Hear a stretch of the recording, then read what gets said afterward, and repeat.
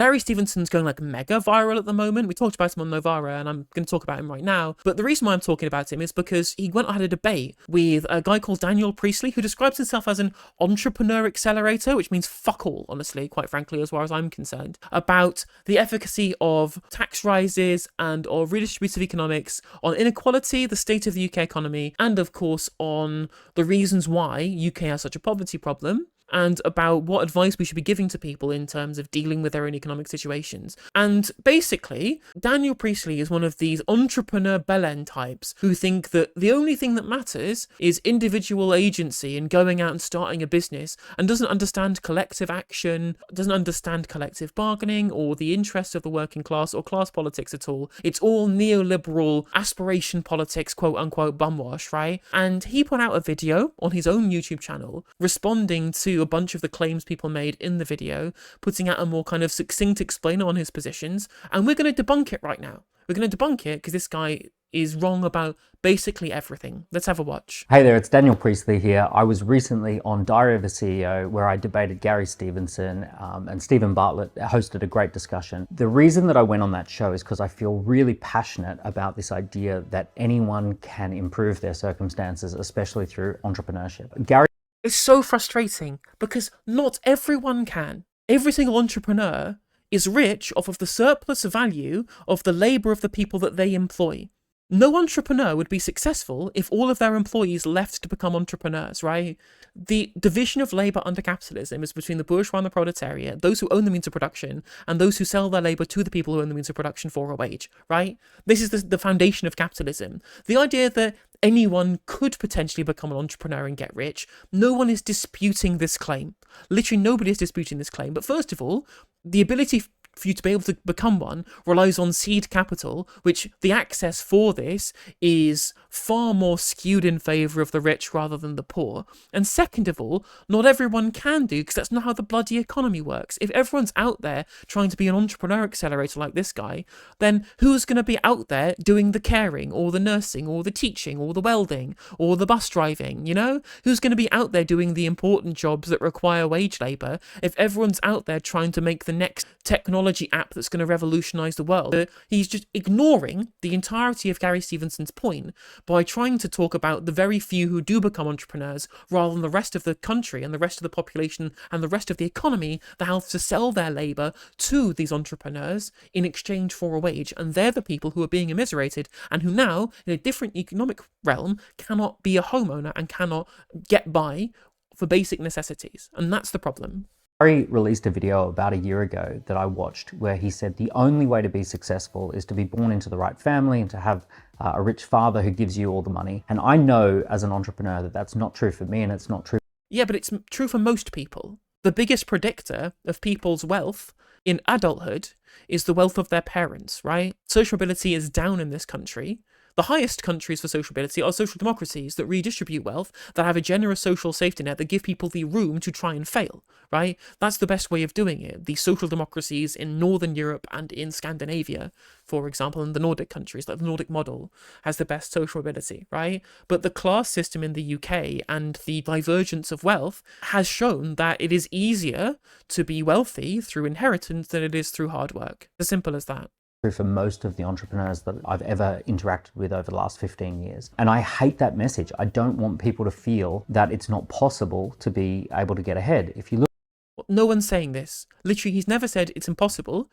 He's just saying, A, it's improbable, and B, that does nothing for all the people that try and fail, and does nothing for the people who are working all of the jobs that keep society running, such as the people who staffed our supermarkets during the pandemic, right? The key workers who now can't afford to pay their rent. Look at Gary, Stephen, and myself. All three of us became millionaires in our 20s. All three of us pursued a completely different opportunity in our 30s and also were massively financially successful in our 30s. Myself, I'm in my 40s and I'm going after a completely new opportunity again, starting from scratch with a brand new startup, and that's already become financially successful. So if you look at Gary's story, if you look at Stephen's story, if you look at my Well, Gary's story is because he cheated at a card game. He did well at a bluffing game and then got given a role at Citibank. That's not a replicable strategy. And again, you say, oh, I've got this new company that's going to do really well. Well, you have seed capital to be able to do that.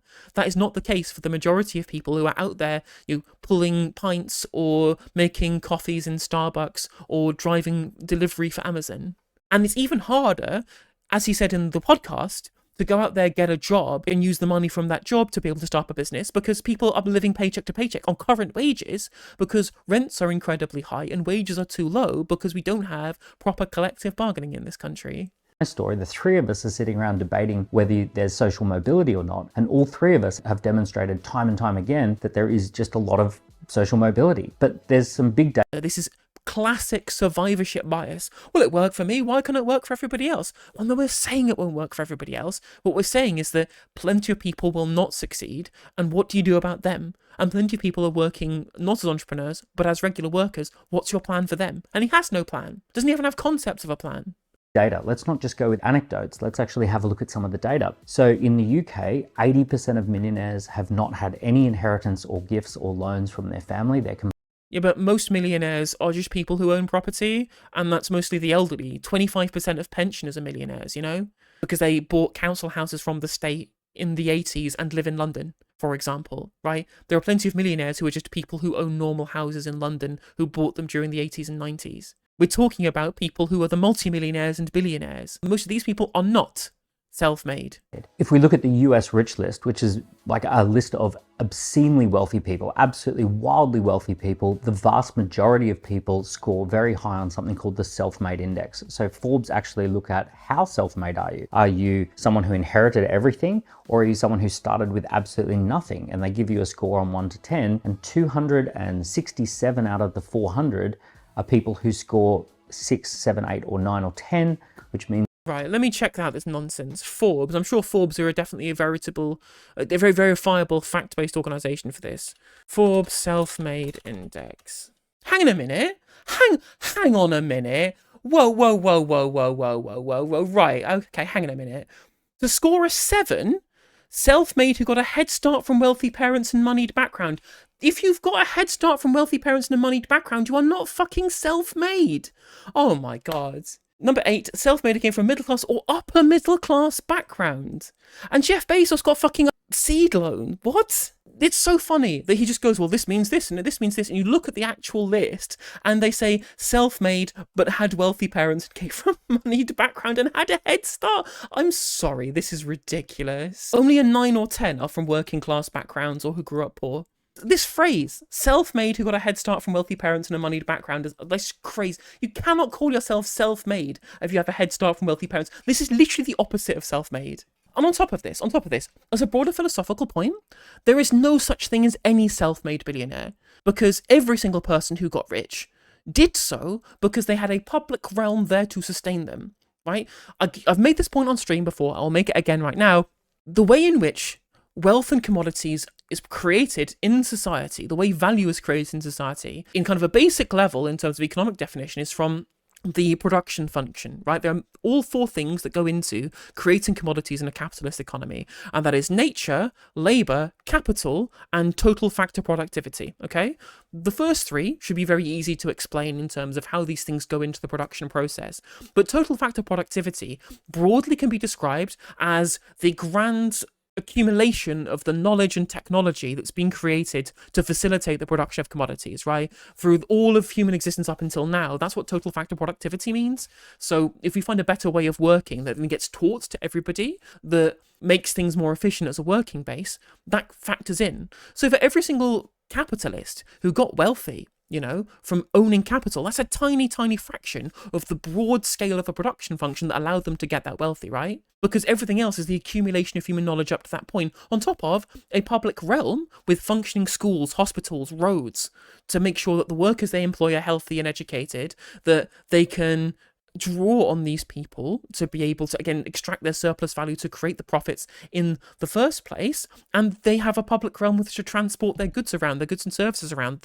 If they work in tech, to have an internet that's managed by the public realm to be able to function for them to sell their shit online, right? These are all things that rely on there being a public sector to facilitate it that they should pay taxes for, right? Now, there's also an economic indicator called persistence. Persistence is how does wealth pass down through generations? If you are born in the top 20% economically, your persistence score is 0.4. And what that means is that you have a 60% chance of dropping out of the top 20% over the course of your lifetime. So there's only a 40% chance that you'll stay in the top 20% if your parents were in the top 20%. So I don't know about you, but that sounds like pretty bad odds, right? But also the top 20% is not millionaires. Like the top 20% is just some high earners, right? And again, you just break your leg and you fall out the high earners immediately, for example. That could derail your entire career. The actual people who are the multimillionaires and billionaires who own huge vast of wealth in our society, they're not the top 20%, they're the top 1%. The top 2 deciles in this country is like £60,000 earners or more. Yeah, of course it's easy to fall out of the top 20% of earners. That's not surprising in the slightest. Let's look at the top 1% for a moment, shall we, Daniel? Got a 60% chance of dropping down. If you were born in the bottom 20%, you actually have a 10% chance of going up to the top 20%. When you interview people who have gone from the bottom... That is our argument. What is your plan for the 90% of the bottom decile who will never achieve any amount of financial success? What is your plan for people who are out there working in an Amazon warehouse for them to be able to financially secure like they were in the post-war consensus period? You are making our point for us by giving us the stats that show that people who are really poor stay poor. To the top. It's not the inheritance that has done it. It's the fact that they've become entrepreneurial, that they've educated themselves, that they've decided to figure out how money works. And actually, if we go back in time more than 20 or 30 years, those topics were very, very hard to research. All of that knowledge, all of that insight, all of those best practices and strategies were tied up in the very wealthy families. And we had less wealth mobility back then. But what's happened since the advent... I'm not talking about back then as well in terms of wealth mobility, right? Which actually has gotten worse. But also wealth mobility is better in redistributive economies, as I said before, right? The argument here is we need to be more like the Nordic countries economically, who do have wealth taxes, who do have progressive taxation and more state ownership. And that was what you argued against in Diary of a CEO. Advent of technology is that anyone who wants to study these topics can be watching videos on YouTube, they can be reading books. The amount of knowledge and information that is freely available now is widespread. So it's true that if you want to recreate the conditions of the 1950s and 60s and just go to university and hope that you get a good job and hope that that pays enough to buy a house, that's probably not going to work. But we're not living in the 1950s and 60s. We're living in the 2020s. If you don't have people going to universities and getting degrees, first of all, like loads of degrees are really important to be an innovator, right? One of the things that drives economic growth is innovation. It is what I talked about with total factor productivity, replacing the old ways of working with more efficient ways of working. That involves some level of education to be able to do that, like just learning how tech startups work and try and reinvent the wheel on some angel investment. That's not how you create the grand scale of innovation to be able to drive economic growth. That requires educated scientists who require degrees. You can't just go online and learn fucking physics. I had to go to university for that shit, right? Come on, Daniel. You only believe this through motivated reasoning to try and self-justify a system that's made you fabulously wealthy at the expense of the proletariat. Stupid pause, don't watch enough YouTube videos. And again, if you want to be somebody who has got a very, very successful company because you've learned how to be a proper investor or whatever, an entrepreneur, where are you going to find people to employ to do the high-skilled work that you need to be successful if there aren't people going out and getting degrees that makes them a specialist in that particular area? Where are you going to find your workforce from if no one's going out and getting degrees at university and everyone is instead out there trying to be entrepreneurs? This makes no fucking sense. This is not a prospectus for an economy. 20s where we have AI and we have social media and we have technology and we have networks that we can tap into and knowledge we can tap into. So yes, it was easier in the 1950s and 60s from a system perspective, but actually that system has been replaced by an even better system where we have freely available knowledge. Now, the better system that we have right now, where we have like a grand fucking mass of people who are totally immiserated and some people who are richer than God.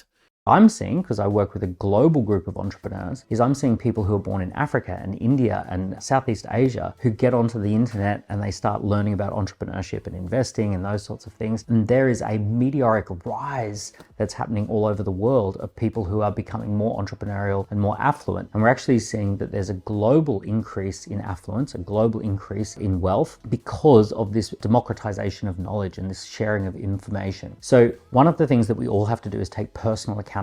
Now, Again, no one's saying don't take personal accountability, right? No one's saying don't do this. You are arguing against a complete straw man.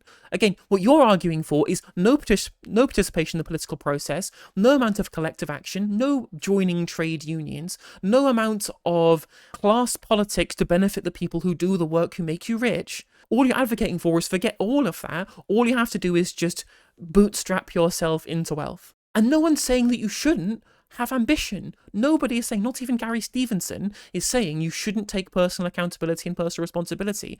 But what we're doing is we're poking holes in your prospectus that states that it's the only thing worth doing and there's nothing else worth engaging in, and you shouldn't engage in, I don't know, political action to create a fairer society. Honestly, Sugar Horse, he said on Twitter that the taxation system in this country is a regime that steals people's economic freedom. And quite frankly, Sugar Horse, I think this guy should look and see what a real regime looks like, huh? Again, these people have gotten cocky now the Soviet Union has collapsed, that they don't have to worry about the prospect of communism. And quite frankly, I think these people should actually start to be a little bit more scared in future, quite frankly. Some people, they're really triggered by this idea of personal accountability. I notice that there are a lot of people out there who they feel that the way to handle the world is to complain about the system and wait for the system to change. I also see people who have a... No, not wait for the system to change, but to campaign for the system to change, to join political parties, to agitate for political change. Again, if you're one of these culturally neoliberal people, you literally cannot understand the idea of collective action. And again, that doesn't have to negate the idea of personal action either, right? The idea that individual agency and collective agency are mutually exclusive is in your fucking head, Daniel. They are not mutually exclusive, right? I'm a campaigner for social equality. I joined a political party and a trade union for economic equality in this country, right? Yet does that stop me from working hard as a YouTuber to grow my audience, to be able to have a more comfortable life by having more AdSense revenue, by putting out more content daily and trying to expand my viewer base? Of course I don't stop that. I still work hard to try and put out as much content as I can to try and make people understand the realities of politics in this country, right? As well as helping me pay my bills and live a comfortable life, you know? But does that stop me from joining parties and campaigning? No, these things are totally inclusive of each other. You don't have to do one or the other. An internal radar that is all about fairness. And it's like, until the playing field is perfectly level, until it's perfectly fair, then my full-time job is to try and highlight the fact that it's not a fair playing field. The truth is, it's never been a fair playing field. But that doesn't mean we shouldn't try and make it fairer. Again, you've not provided any kind of argument as to why making it fair is a bad thing. There's always been advantages and disadvantages based on where you were born, who you were born to, what year you were born. All of that plays into the success. We're all dealt a set of cards, but we have to learn how to play the cards that we're dealt, and we have to see if we can stack things in our own advantage. So the best way that I think to do that is through entrepreneurship. Entrepreneurship is essentially the idea that anyone can start a business. It's never been easier to... But not everyone can do it. I said it all before, like, what happens to all the people who get left behind? What happens to all of the manual workers? What happens to the nurses and carers and teachers? At no point he's going to answer any of these questions because he doesn't care, right? If you're somebody who is part of the key workers of this economy, who keep our entire economy functioning by doing the work that was necessary, especially during the pandemic, to keep our country afloat, this guy could not give a shit about you. And if you go hungry, or if you can't afford to put clothes on the backs of your kids, this guy is telling you you're a fucking idiot, mate. You're a rube who is stupid and unmotivated. You haven't started a business, you're a fucking failure. That's his point. That is the broader point that he's making here. Because he has nothing for you other than, well, why haven't you started a business yet? I want him to fly, right, to the Democratic Republic of the Congo and go yell at some fucking kid in a cobalt mine and say, why haven't you started a business yet? Everything is your fault if you're here in a mine mining cobalt, right? Come on, mate. It's ridiculous. to raise money. It's never been easier to launch a business. It's never been cheaper to launch a business. It's never been more accessible and democratized for anyone to come up with an idea and to spread that idea because of technology. So we're living in a pretty exciting time through that. One of the interesting statistics that I found when I was researching for the interview was this idea of the Economic Freedom Index. And the Economic Freedom Index basically says that the more we have economic freedom for citizens, the less poverty there is. And the less economic freedom we have, the more poverty there is. So it's really important to understand that the Economic Freedom Index is a massive bullshit propaganda campaign by a right-wing think tank called the Fraser Institute, and it's totally fucking meaningless. A bunch of the precepts in the Economic Freedom Index, they make rational sense, right? Having firm institutions and the rule of law and democratic participation. Like, these aren't unreasonable things to want a state to be successful. This idea that you can somehow quantitatively measure this for all of these statistics and just give you an index which tells you these countries are the best and these countries are the worst is total fantasy. And again, it's just totally made up by a right-wing think tank. That's all it is, you know? And even then, on the Economic Freedom Index, they have in 7th place, i.e. the 7th most economically free country in the world, Denmark, they have the highest taxation percentage of GDP of any country in the world. So this idea, he's going to state in a second that somehow taxation is terrible and takes away economic freedom. Nonsense. Because Denmark, really high taxation, excellent economic freedom, you know? High standard of living, Norway, Sweden, Denmark, Finland, Iceland, high levels of purchasing power per capita, high levels of economic freedom as per this index, high levels of taxation, high levels of state ownership, but they're very happy. The HDI is incredibly high as well. And Norway even has more patents per capita than the supposedly free economy of the United States. It's actually pretty wild that highly free countries where people have a lot of their own money and they're not taxed and they can set up businesses, they have tiny amounts of poverty. But as soon as that economic freedom even begins to slide down a little bit, poverty rates triple. And that is terrible. And the fastest way a rich country like the UK or the USA can reduce economic freedom is through taxation. The more Wrong. Literally wrong. If that's true, that somehow we're going to have more poverty by having higher taxes, then what's happening in Norway, Denmark, Sweden, Finland and Iceland? Please explain to me, Daniel, in the simplest way possible, like I'm an idiot, how it's somehow correlative that higher taxation means more poverty when all of the countries in the world with the highest taxation have the lowest levels of poverty. Strong institutions, the rule of law, democratic participation, a bunch of these other metrics in the Economic Freedom Index are not unreasonable as measures about how a society is good or not, right? I like having institutions. I like having democratic participation. I like having a rule of law that helps people be able to have some kind of social contract, right? Not a terrible thing in the slightest, right? But the fact that you're focusing on taxation here shows you that you haven't got a fucking clue what you're talking about, given all of the stats that we know about the Nordic countries. Taxes that we have, the more we put the brakes on the economy. And the more we put the brakes on the economy, the more we see people at the bottom suffering. So it's the people at the bottom who suffer the most. As I said in the interview, any wealthy person now, they can get up and leave. And that's a problem. If people who are paying the majority of taxes leave, then that tax deficit has to be. Again, worth pointing out, in Norway, they have a wealth tax, they increased the wealth tax, and it increased revenue. They didn't see so much capital flight that led to the wealth tax being on the right-hand side of the Laffer curve, when in reality it was on the left-hand side of the Laffer curve, and we increased taxes whilst increasing revenue in Norway. And they still have good economic growth and incredibly low poverty. Be spread across all the people who stay. As it currently stands in the UK, 1% of people pay 30% of the taxes. And they're high earners, by the way. It is high earners who pay PAYE who pay a lot of the taxes here, okay? So his argument for wealth tax is that the rich already pay taxes, but the wealthy don't pay taxes, okay? So the wealthy will mostly pay capital gains tax, inheritance tax if they haven't got somebody looking after their finances properly, quite frankly, and also they pay dividend taxation. They don't pay income tax because they don't receive an income from a wage because they own the means of production. They don't sell their labour for a wage. High earners pay a lot in tax in this country, it's true, but that's a problem, is that we don't have wealth taxes that tax people on being wealthy. Our capital gains tax is too low, our dividends tax is too low, because this is money made off of not working, off of owning, and that's the problem. We need to tax owners and not workers. 10% of people pay 60% of the taxes. And at the moment, taxes are so high that we're seeing 1,000 people per month get up and leave and go to places that are... Okay, chat, this is the funniest part of this video. Do you know what his source is for people leaving the UK? The Henley Private Wealth Migration Report. Chat. Do you want to know where the Henley Private Wealth Migration Report got its figures from for how millionaires were leaving the country? They were tracking people's fucking LinkedIn profiles. I swear this is true. The methodology for trying to understand how many millionaires were leaving the UK is that they looked at where people's locations were on LinkedIn. That's it. That is their only piece of data to show this. It is literally the only piece of data that they have to show that millionaires are leaving the UK is a bunch of fucking LinkedIn profiles. The firm uses various public sources to check city locations, including LinkedIn and other business portals. Its stats are therefore mainly based on the work locations of the individuals. It doesn't even track the domicile of these individuals. It is looking at their work locations on fucking LinkedIn.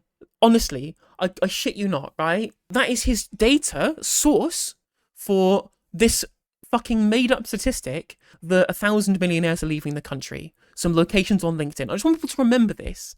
It's almost like a Henley and Partners high net worth individual think tank lobby group would want to massage the figures somewhat to make it look like taxes were terrible and were causing capital flight, and they had to make up some hack statistics to be able to prove that it was true by looking at people's LinkedIns. I'm not saying that that's definitely what happened, but I'm saying, wouldn't you, if you were out there trying to protect the rich from taxation?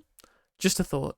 So next time somebody tries to tell you that millionaires are leaving their country in droves, remember, that's their statistic that they're bringing up. Low tax like Dubai or Singapore or Hong Kong or Switzerland. And that's a problem, because if you think about it, if you were out to dinner and there were 10 friends and one person had said, I will pick up 60% of the bill tonight, and then they get up and leave, then that 60% bill has to now be spread across the 9 people who are left at the table. And that's what we don't want to see happen. What we do not want to see happen is a wealth exodus. And wealth exodus has happened. It's called capital flight. It's happened in China. It's happened in even places.